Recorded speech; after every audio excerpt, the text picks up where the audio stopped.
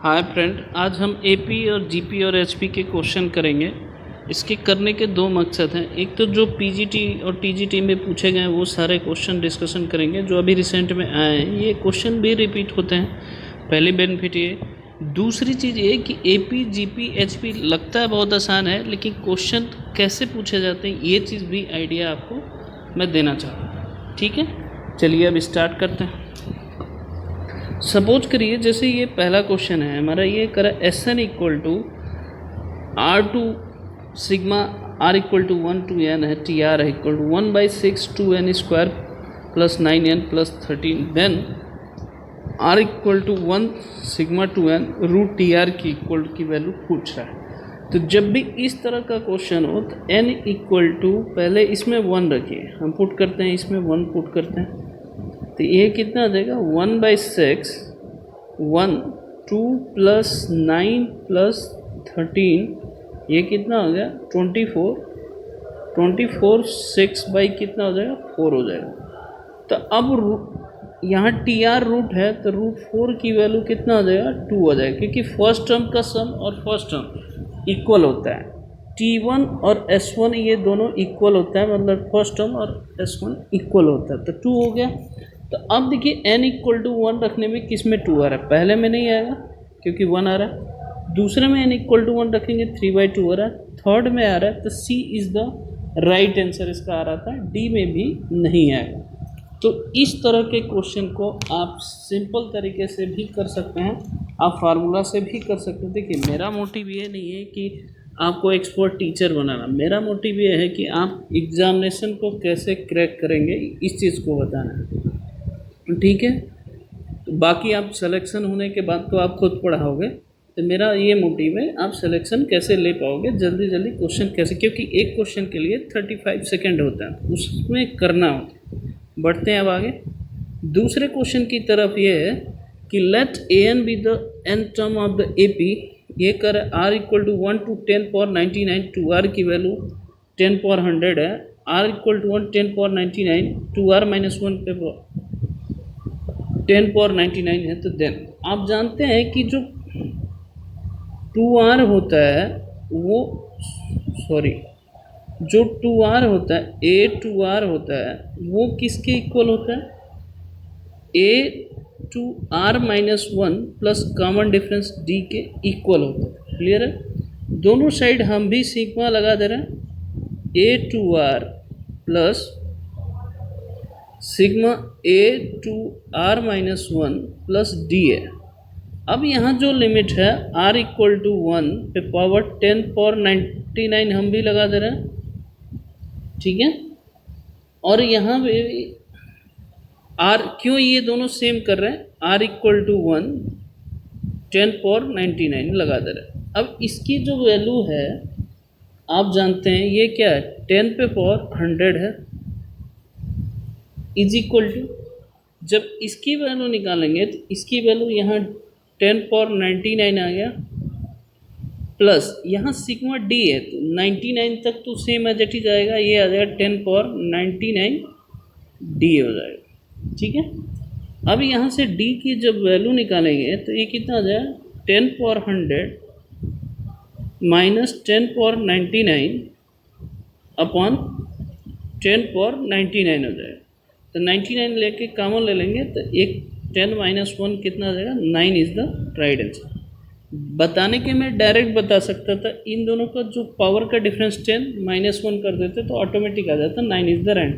लेकिन proper systematic कैसे solve करते हैं ये चीज़ें मैंने आपको बताया कि इस तरह के क्वेश्चन को कैसे टेकल करना। क्लियर है, समझ में आ गया। बढ़ते हैं थर्ड क्वेश्चन की तरफ।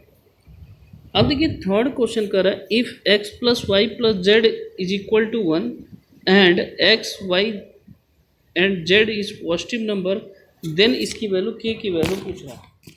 आप जानते हैं am जो होता है gm से बड़ा या तो इक्वल होता है, तो हम सिंपल पहले लिख रहे हैं x plus Y divide by 2 greater than equal to क्या होगा, रूट एक्स वाई से पहले हमने लिख दिया।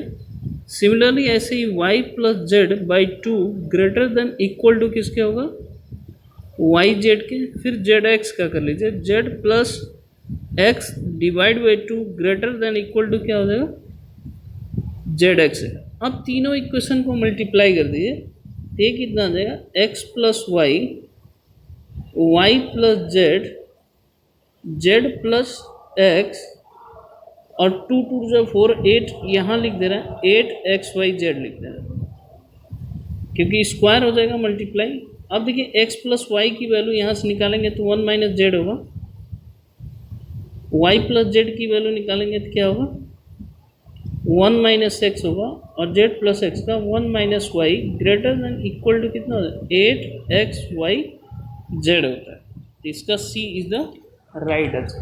देख रहे हैं क्वेश्चन तो बहुत सिंपल है, ऐसा नहीं कि बहुत मुश्किल है कि आप कर पाएंगे, ठीक है, बहुत आसानी से कर सकते हैं और इस तरह के क्वेश्चन पूछे जाते हैं कॉन्सेप्चुअल। अब क्वेश्चन नंबर 4 की तरफ हम बढ़ते हैं।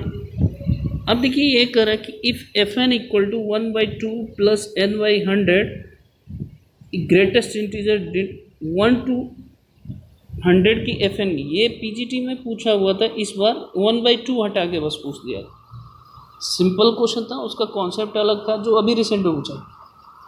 बेसिकली आपको कॉन्सेप्ट समझ में आना चाहिए, सिंपल। अब देखिए जैसे मान ली F1 रहते हैं तो 1 लेंगे तो 1/2 प्लस 1/100, जब इसको प्लस करेंगे तो कितना आएगा, यहाँ जानते हैं 51/100 होगा, इसकी वैल्यू 0 होगा। 1 से जब भी कम होगा तो ग्रेटेस्ट इंटीजर की वैल्यू कितना होगा, 0 होगा। इसका मतलब 49 तक जब भी हम सम करेंगे इसका, तो हमारा क्या आएगा, 49/100, तो ये कितना जाएगा, 99/100, ये भी इसकी वैल्यू 0 आएगा। देखिए 49 तक इसकी वैल्यू 0 आएगा। अब 50 पे देखते हैं, 50 पे देखेंगे तो ये कितना आएगा, 1/2 प्लस 50/100, तो इसकी वैल्यू 1 आ रहा है। इसका मतलब 50 की वैल्यू 1 आ रहा है, 100 तक जाना है तो सबकी वैल्यू 50 से लेके 100 तक की वैल्यू क्या आएगी, 1 आएगी। तो 50 से लेके 100 तक के प्लस 50 इंक्लूड है, तो 50 प्लस 1 कितना है, 51 इज द राइट आंसर है। टोटल ये 51 टाइम्स होगा, क्योंकि 50 भी इसमें इंक्लूड। बहुत बच्चे 50 मारे थे, तो जैसे 50 मारेंगे वो गलत होगा। ये ग्रेटेस्ट इंटीजर का क्वेश्चन था, सिंपल था और कॉन्सेप्चुअल था। जिसको आपको समझ में नहीं आया तो वो चीज़ें क्वेश्चन समझ में आना चाहिए कि ये कैसे पूछा जा रहा है, कितना सिंपल क्वेश्चन पूछा है ये गया। क्लियर है, आगे बढ़ते हैं। अब आप देखेंगे कि यहाँ कर रहा है कि if A B C H P में है तो A by B plus C, B by C plus A हमारा किस में हो। सिंपल सा समझिए कि जब भी हमारा इस तरह का क्वेश्चन आए तो आप एच पी में है तो पहले ए पी में हम सपोज कर लें। इसका मतलब 1/a 1/c 1/b 1/c is A P में कन्वर्ट करके करेंगे तो क्वेश्चन आपको आसान हो जाएगा। सबको a प्लस बी प्लस सी से मल्टीप्लाई कर दिए अपॉन ए, हमने मल्टीप्लाई कर दिया a plus B plus C upon B, फिर a plus B plus C upon C होगी। अब इसको ऐसे लिख सकते हैं 1 plus B plus C by A, इसको लिख सकते हैं 1 plus C plus A by B, यहाँ लिख सकते हैं 1 plus A plus B plus by C. अब देखिए सब में 1 ऐड है तो इसको 1 हटा भी सकते हैं क्योंकि 1 हमने रिप्लेसिंग किया है। इसका मतलब b plus C by A, C plus A by B, फिर a plus B by C, ये जो क्या हो जाएगा, ए पी हो जाएगा। अब इसका अपोजिट है यहाँ पे, तो ये इक्वेशन भी क्या होगा, एच पी में होगा, इज द राइट आंसर। मतलब ये आपको क्वेश्चन सिंपल तरीके से ये पूछा हुआ था, ये भी क्वेश्चन बहुत आसान था। तो जब भी इस तरह का एच पी अगर दे तो उसको ए पी में कन्वर्ट करके आप करेंगे तो आसानी से हो जाएगा। ठीक है, आगे बढ़ते हैं। ये कह रहा है कि इफ़ x की वैल्यू 1 से ग्रेटर है, y की वैल्यू 1 से ग्रेटर है, z की वैल्यू 1 से ग्रेटर है, r जी पी कर रहा है, तो देन दे इसकी वैल्यू। आप जानते हैं x y z G P में है, तो इसका मतलब क्या होगा, y स्क्वायर इक्वल टू क्या होगा, x z होगा। दोनों साइड लॉग लीजिए तो 2 log y equal to log x plus log z होगा, मल्टीप्लाई में होता है तो प्लस में होता है। यहाँ तक समझ में आया? अब इसको क्या कर सकते हैं, 2 ऐड कर रहे हैं यहाँ पे। क्यों ऐड कर रहे हैं? क्योंकि 1 प्लस है, एक 1 यहाँ लिख दे रहे हैं, 1 प्लस log x, एक 1 अकॉर्डिंग टू क्वेश्चन चलना चाहिए, 1 प्लस log z लिख दिया। ठीक है, यहाँ 2 कॉमन ले लें तो 1 plus log y is equal to 1 plus log x plus 1 plus log z हो जाएगा। और अगर इसको कैपिटल ए मान लें, इसको बी मान लें, इसको सी, इसको ए मान लें, बी मान लें, सी, इसका मतलब क्या है कि 2b equal to A plus C है। ये किस में होता है आप जानते हैं, एपी में फॉर्मूले होते हैं।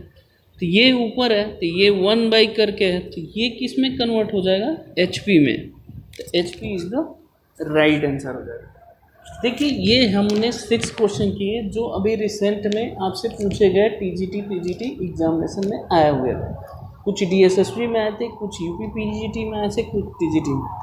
तो इस तरह के क्वेश्चन को करने का तरीका मैंने बताया कि एपी जीपीएसबी पढ़ने का आपका व्यू क्या होगा, ये मैंने बताया। आप उसके अनुसार तैयारी करिए, जरूर सक्सेसफुल होंगे। एक और आवश्यक सूचना, please like share and subscribe जरूर करा करिए। ओके, धन्यवाद बच्चों।